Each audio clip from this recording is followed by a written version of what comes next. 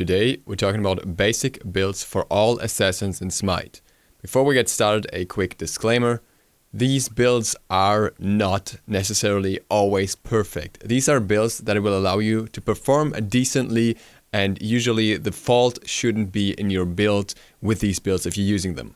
The perfect build would require you to adapt and counter build in certain matchups and so on, which I cannot potentially cover in any video. This gives you a rough overview of an item build that you can use on the god without having major problems playing him. I won't be able to go all too in-depth in this video because assassin builds are already a lot more complex than hunter builds, so I will just go over the builds quickly, explain you the basics of every character, and then move on. Let's start with Arachne.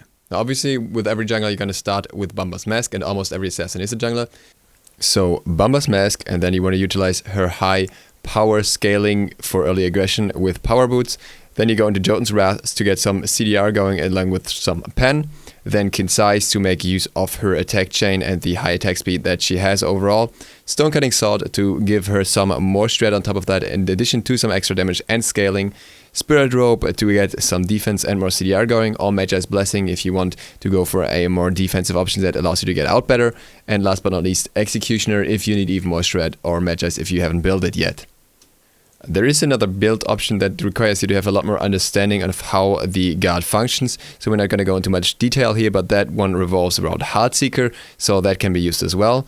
In addition, it is important to point out that Hydra's Lament is not good on Arachne because the first hit on her attack chain is 0.5 damage, so you're going to get a lot less benefit out of that item than you usually would. You can always interchange a more offensive option in the build for Winged Blade in order to be able to get away from slows better. That's worth keeping in mind, though she doesn't need it that often because she has her webs. Next on the list is Awilix. Awilix is ultra complex when it comes to her builds, so I'm just going to give you one example of very many ways to play her. You can build her completely differently and still do well, which is what I like about the character. Obviously starting with power boots again, utilize that high early scaling that she has. In the same sense, get Hydra's Lament to amplify your basic attack after using your Feather Step, and generally Awilix is not going to use too many hits to take down a target, so the amplification will help you with multiple of those. Stonecutting Sword because you're still going to use a few hits before using the Feather Step, and as such it's going to give you extra damage for that already, and then you get some protection steal on top. Spirit Rope just to give you some more defense after already having some penetration or protection reduction. Executioner to amplify the effect of that reduction and work against tanks as well. And I'm closing this one off with Concise because it gives you more late game potential. Usually the game is over before you get to that point, but if you get there, then Concise can help you trade better and take down tanks better. But you can also go for a more ability focused option here. Bakasura.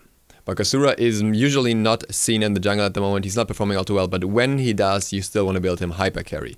You want to start with Warrior Tabi just to get some power behind your basic attacks. You can do Ninja Tabi as well, but I generally prefer this way. Then you want to go into Hasten Fatalis, into Concise, Stonecutting Sword, just to have some protection reduction after all that attack speed that you got. And then Executioner to amplify that once again, while having more movement speed and defense through the Stonecutting Sword. I'm closing this one off with a Mantle of Discord. I feel that at this point you should have enough damage and you should focus on getting some defense in your build in order to be able to survive at the later stage of the game. Obviously, attack speed boots can work very well for Bakasura as well. There is the debate on how much attack speed you should get on him simply due to the fact that his passive allows him to get attack speed, but not in every team fight will you have the passive at the beginning, so sometimes I feel like having some extra attack speed is nice. How much you exactly want is up to you. The reason you're going Hasten Fatalis before Concise is because you really don't have much lockdown in your kit. You can switch that around if you want to have that extra damage, but then you're going to have a harder time sticking to the target, and as he has true damage, that attack speed is generally beneficial. Bastet is there to split push.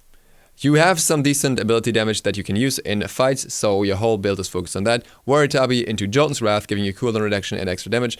I would say Crusher here just to split push. If you want to go Brawler's Beatstick and get that anti-heal, that's absolutely fine. That is usually more helpful for your team. Then Titan's Bane, even more split push potential. Then Hydra's Lament, because Hydra's Lament amplifies your basic attacks after abilities, which can also help you with structure push, and at the same time it gives you more cooldown reduction while not forcing you into defense. And then Shift the Shield because you have so much penetration already and the power works really well with that. You can also go Brawlers here if you want to go full pen and don't want any defense at all.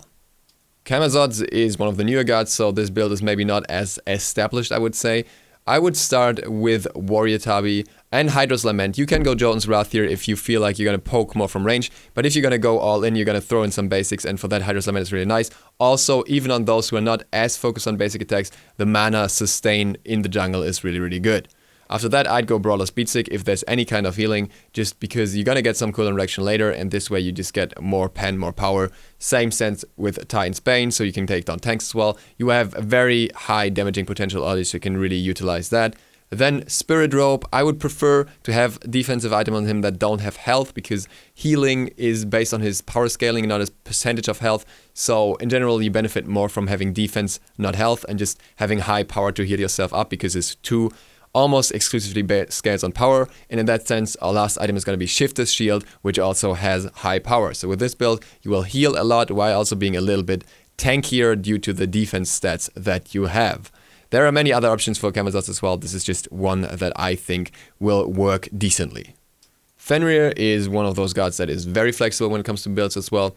I would start with Warrior Tabi. On him you want Jotun's Wrath because his abilities just scale really well with penetration due to the high base damage on them, and Hydras would take away a lot of that, so that should be better in that regard. Stonecutting Sword I think is really good on him now simply because of the price drop and because it has always been a strong item with that movement speed, with that protection seal, and him generally being a more tank focused character in many situations.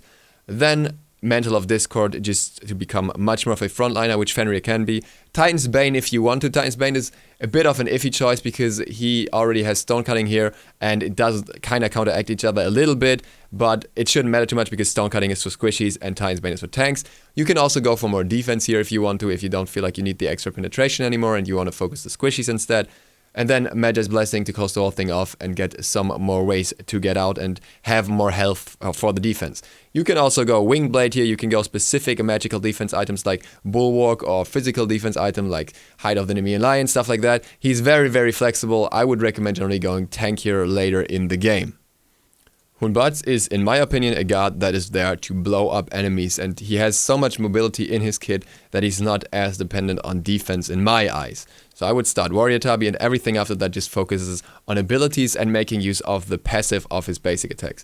Next item is Hydra's Lament, because then your crits will hit harder when you crit. Jotun's Wrath, for even more cooldown reactions, you can basically spam your ult whenever you want to. Titan's Bane to chunk down the tanks, and then Brawler's Beatsick just for extra pen and power, and as a last item, Deathbringer, just to utilize the passive more. I know a lot of people want to build crit earlier. The problem with crit is it's very expensive and it doesn't often reward you all that much, especially because it doesn't always bring you what you need.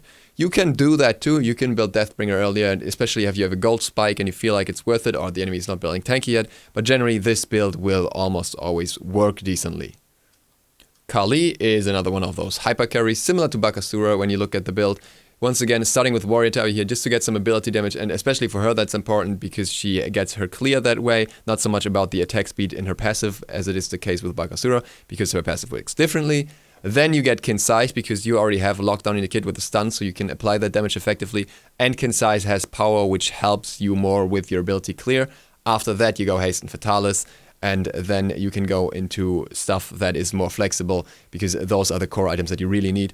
I like Stonecutting Sword, some protection reduction, some movement speed, and some situational defense with some power. Then Executioner, same story here basically, and closing that off with a Magi's Blessing just to get away with more stuff basically, because the biggest threat for a late game Kali is lockdown, is CC, and in that regard, either Magi's Blessing or Winged Blade usually help you the most. There are other options. I know that a lot of people like to go Ikaival early. I would recommend against that because it really doesn't make much sense if you look at the numbers compared to Concise, but it gives you a little bit more early game potential. Similar case with Heartseeker, some people like that on her now as well. I think that Kali is still best late game and you should just try to get there as fast as possible and skip those options, but they're there and I'm pointing them out for you.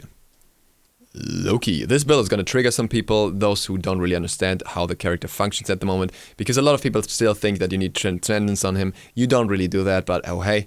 I am gonna tell you that over and over and over, and many of you will still not listen. I'm just gonna go over this build really quick. So we're starting with Bluestone Pendant, because we're considering him a solo laner most of the time. He can jungle, then it's the same build, but with Bumba's Mask. With Bluestone Pendant, you get a lot more aggression potential early, which makes Loki's relatively weak early significantly stronger, even though Bluestone does not proc on his decoy. After that, you can go Warrior Tabi and get extra power. If you want to play ballsy, then you can go into Hydra's Lament right away and pretend that Hydra's Lament is your Transcendence, so to speak. That is another option that you can toy around with, but it does hinder your clear a little bit in some situations. Then, next item should be Hydra's Lament. Hydra's Lament is not primarily built for the extra damage here, but more for the extra sustain that it gives you in lane with the MP5 that allows you to clear and hang around there, and still giving you some cooldown reduction. After that, you're going into the normal damage choices, which should be Jotun's Wrath, and then into Titan's Bane, and then you can go Crusher and Brawler's Speed Stick, for example, or something more situational if you need something defensive to get away from targets. But generally, your whole build is focused around hammering your abilities in as hard as possible and attack canceling in between to make sure you get those extra Hydra's proc damage spikes off. Mercury is in a weird place in the current meta, so if you want to play him, here is what you have to keep in mind. Hydra's Lament works perfectly well on him because it amplifies his crits, and it works on his 1. You can actually use an ability, then use your 1, proc the Hydra's Lament on the 1, not your basic attack, but the ability itself, and get another proc for Hydra's Lament. So that's something worth using. So you still want Warrior Tabi for the extra damage on the crit spikes.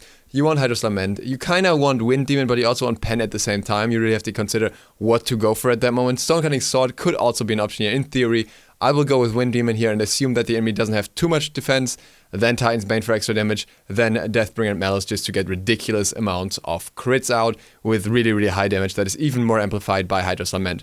The crit spikes with this build will be insane, though the downside is that obviously you're very squishy and you need to be able to utilize your kit properly. You're not going to stay in fights for extended periods of time, so you're not going to be an AA assassin. You're going to be all about that high crit burst, get in, get out, and be done with it. Naja is somewhat similar in that regard, but also a little different. First of all, you always want to Warrior Tabi to increase your ability damage as much as possible. Then you have the choice between Jotun's Wrath and Hydra's Lament. Both kind of works on him. I still prefer Jotun's Wrath because it gives you more base damage for your abilities, and I think his abilities are still the more important damage part of his kit, despite of his basics having ridiculously high numbers if you hit them right.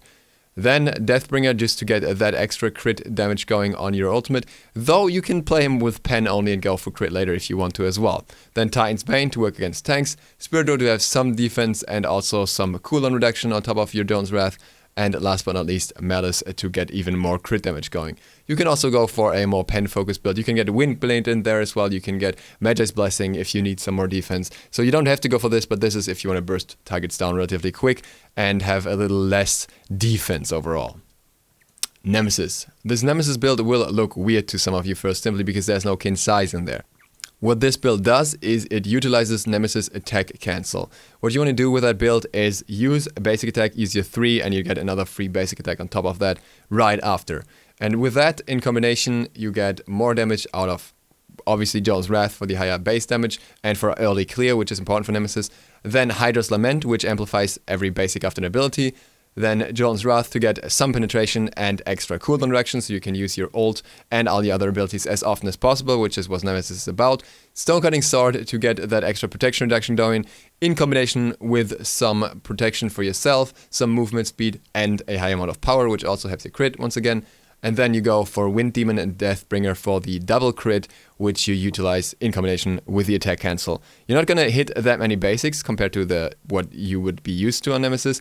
And that's not really that necessary because against squishies, this will be more than enough damage. And against tanks, you still have your ultimate to take the protections away. And as soon as you do, this will still be enough damage. There are very different builds for Nemesis, more focused around defense and CDR or kin size, which also work. But this one I think is the most effective one. As of today, it just really needs to be utilized in that way that you use the attack cancel. Ratatoskr, different from other junglers, obviously has his own starter item, which I totally didn't forget in the first version of this video. And after that, it's a bit debatable, because Hydra's Lament is really good for him, because he usually used at least 1 basic to 2 basic attacks between his abilities. But the downside here is that your abilities will deal a little less damage, which for Ratatoskr matters quite significantly because he gets a lot of his damage from the abilities in the first place, so he doesn't benefit as much as, say, Hun Batz. Why I think it's still very good is because of the extra mana sustain, in combination with the fact that he can heal himself a little bit, that allows him to stay in the jungle much longer without having to get out or back or whatever. After that, you still get Jotun's Wrath just to get as much CDR as possible, so you can use your ult more often and you can use your whole ability rotation more often, which is very, very strong in combination. After that, Titan's Bane just to get chunk the tanky targets a little more on top of that. Then Magi's Blessing in this case because it gives you that little bit of more potential to get out, but you can also go for other things here. If you don't want Jotun's Wrath and you want to go Spirit Robe instead, that's totally fine.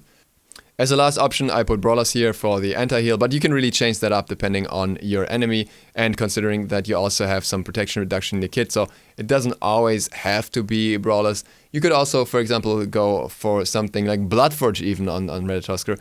He's one of the few characters that allows for this, or Shift as Shield if you need more defense. I really like high damage on him and I like him countering others with anti-heal, so generally I would say Brawlers is one of the better options, but not the be-all end-all.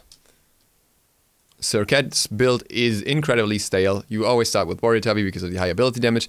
You always want Jotun's Wrath for the extra CDR and pen and damage. Do not build Hydra's Lament on Serqet because it doesn't work with a passive. You're not using basic attacks in between. Then you want Deathbringer because it does most for your ability for your 1, and the crit is really, really important for her. Then Titan's Bane just to take down tanks a little better. Spirit Robe to get some defense going for yourself in addition with some extra CDR. You can also go Mantle of Discord here. You can also go Magi's Blessing, or you can also go Winged Blade depending on the matchup. Sometimes you won't have the same amount of CDR. And if you have more room for something aggressive, then I would go Malice as a second crit item. Susano is a little flexible when it comes to the start of his build. I would always start with Warrior Tubby, once again high ability damage. And then you can go for Jotun's Wrath if you really want that high ability damage only. But if you're good with attack cancelling, and that's something you should get used to with Susano, then I would recommend Hydra's Lament a lot more, simply because he gets so many procs out of that item, so it really helps him with bursting down a single target. For multi-targets, Jotun's is a little better. But I would say get both after each other, and then go into Titan's Bane. He has so much mobility that I don't like building defense early on, and that's something I would keep for later. I would then say something between either Magi's Blessing or potentially something more defense-focused like Spirit Robe or Mantle of Discord, though you may overcap CDR a little bit. That's something worth keeping in mind. And then cleaning it up with Brawler's Beatstick once again. Similar to Ratatoskr here, you can switch that out for Shift as Shield or whatever you feel like if you don't want the anti-heal or the pen or whatever. Our second last god is Thor. Now with Thor, you obviously want to have that power boots for the early high power that works very well with his scalings. After that, you can decide between Hydra's Lament or Jotun's Wrath. Really, if you want to use the attack cancel more, go for Hydra's Lament. If you want to go ranged poke and max the 1, then probably go Jotun's.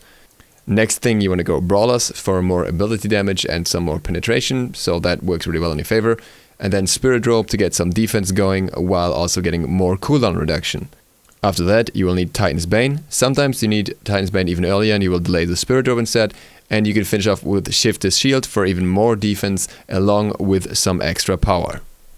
With Thanatos, things are a little different. Simply because of the fact that he has so much built-in penetration, which I actually didn't factor in when I first made this video. So what you want with him are power boots just to get some early aggression going. Your choice of Hydra's Lament or Jotun's Wrath. In this case, once again, depending on if you want to attack cancel much early or not. And then the one that you didn't get yet, combined they will give you a lot of penetration, extra damage for your basics, and nearly full cooldown reduction, which makes him really strong in the early game where he shines the most.